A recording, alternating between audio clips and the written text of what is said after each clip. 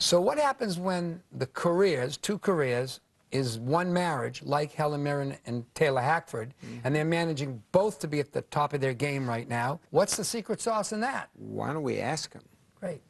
What do you account for having longevity as a career and as a marriage? In other words, when he directs you, how does it work? Oh, well, that's a whole other question. I mean, longevity is one question. That's another question. You know, I think longevity in your marriage or relationship is to respect your partner's work. Longevity in your own career is to respect your own work. So it's all to do with really giving each other respect, and certainly giving yourself respect. We haven't actually worked together for a long time, and I think that's probably why we're still married. You know, we went for 20-odd years without we first worked together on White Nights with Mikhail Bershkov and Gregory Hines, and Helen played a Russian ballerina. And in the process of making that film, we got together, and we've been together ever since. I would have liked to have done some more films with her. We just, the projects that I was pursuing didn't have roles for her, and ultimately, I had to literally go out and develop something that could work, and that's what this new film is. We are talking about The Love Ranch, which is an independent picture which you just finished together. Yes. It's a fictional film that is inspired by the famous Mustang Ranch. Our film takes place in 1976, going back to a period of time where prostitution was just legalized in northern Nevada. And we showed back up on the set, and it was there was a little bit of a bumpy ride there for a while. It was very bumpy. Although it was curious because I loved watching him work, but being in there with him working was just a whole other ballgame. I think there's listen, when you're married to somebody, Peter's a newlywed, so he may not understand this, but the fact is, you're married to somebody... He's been that several times. Yeah. But the fact is that you have a situation where your partner has heard your BS, right? And so they kind of switch it off. Well, when all of a sudden you're on the set, and you know, you've got your wife as your star, and you're saying these various things, you know, and I have a feeling a couple of times she was just going, oh, yeah. Turn that, I know that guy. But as a director, you come back and say, you know, the next take, well, you know, we need to do this. I told, she said, oh, you didn't tell me. I said, yes, you did. I did the last take. So now how do family decisions get made? Is there a serious discussion about, you know, what you guys are going to do next, what each of you does? We do. We have sort of scheduling, you know, discussions about every 3 or 4 months to talk about what might be coming up and what we're thinking of accepting.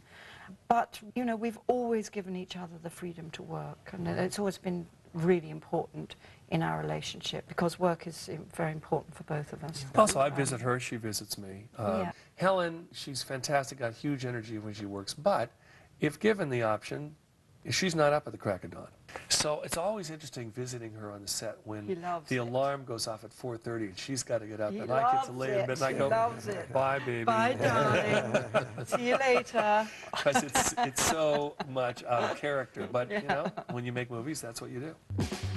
Coming up, Helen Mirren as Madam of a Nevada brothel. And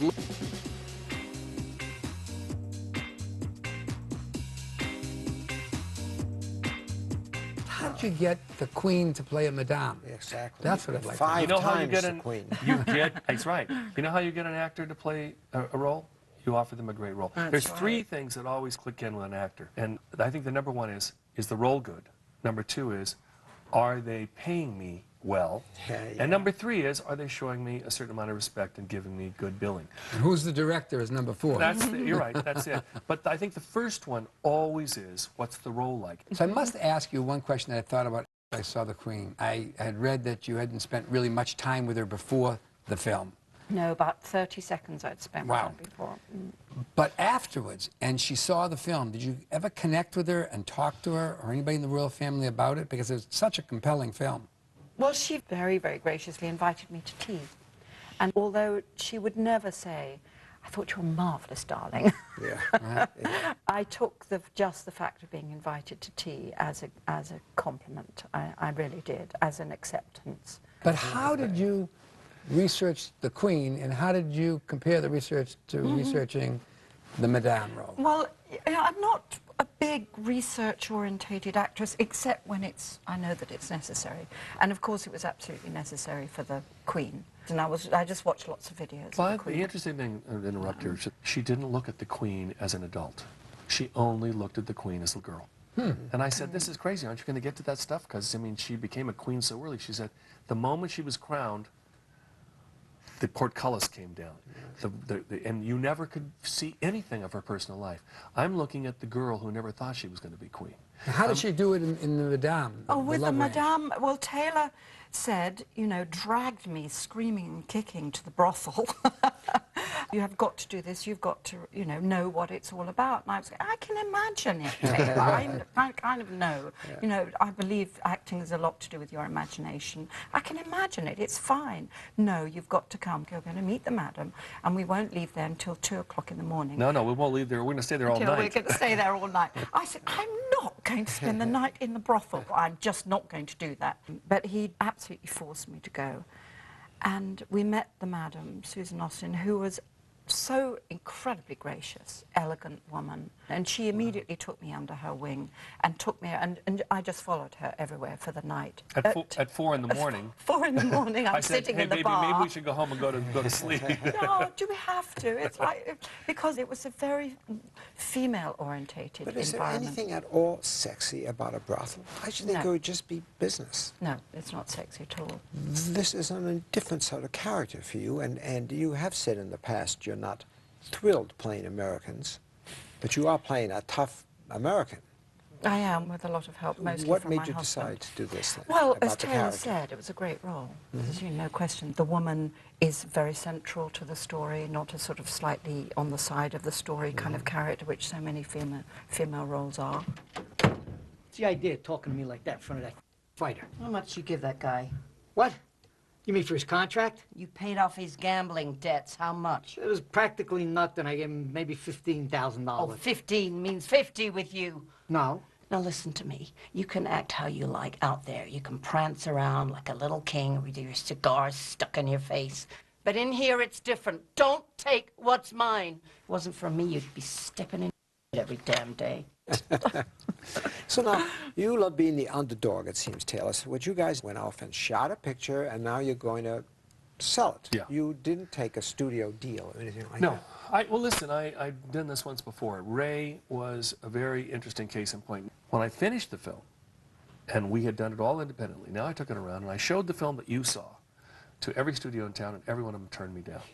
Except for Ron Meyer at Universal. Yeah. Thank you, Ron. I've taken that same template. A foreign sales company financed the movie, but we've always had in our contract that what we would do is I'd finish the film and I will screen it for majors and try to find a partner.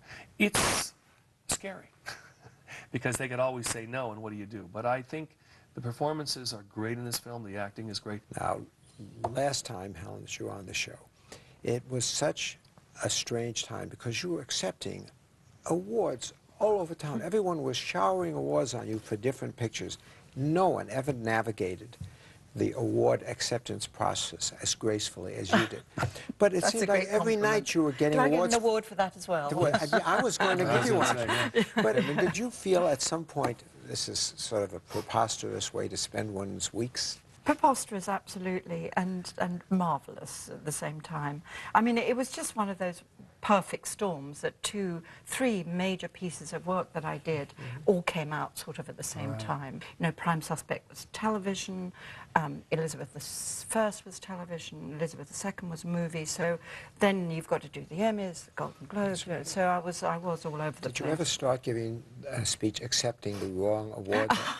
I did, actually, once, I did. If you win an Oscar for the brothel keeper, I can't wait to hear your acceptance speech. Peter, it's a queen of a different type. Yes. I hope it all goes great. Thank you. So do we. Thanks. Great to very see much. you again. Always great.